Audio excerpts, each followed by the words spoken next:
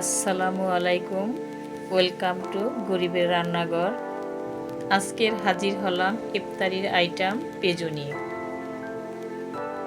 পেঁজুর জন্য এখানে নিয়েছি 1.5 কাপ খেসারির ডাল, 1 কাপ মসুরি ডাল, হাফ কাপ বুটের ডাল।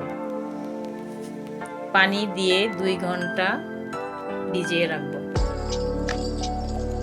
ভিজানো ডালগুলো ধুয়ে পরিষ্কার করে শিল পাটায় দানা দানা করে বেটে নেব।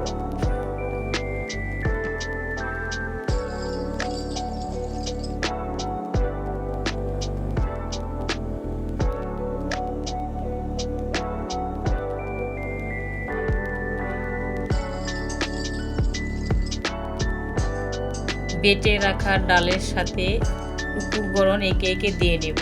এখন দিব হাফ চামচ মরিচের গুঁড়া, সামান্য হলুদের গুঁড়া, হাফ চামচ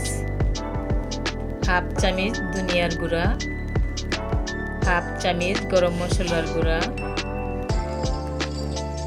সামান্য কাঁচামরিচ কুচি, 1 কাপ পরিমাণ পেঁয়াজ কুচি, স্বাদ মতো লবণ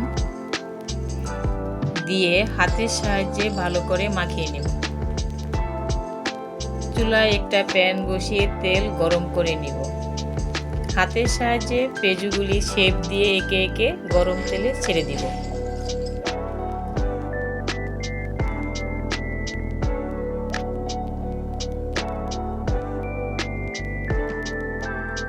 উল্টে পাল্টে মুচমুচে হওয়া পর্যন্ত ভেজে নিব।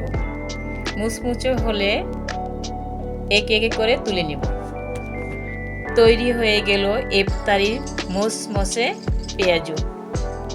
পরিবেশনের সসটা আমার নিজের হাতে তৈরি করা। ভালো লাগলে বাসায় একবার হলেও ট্রাই করে দেখবেন।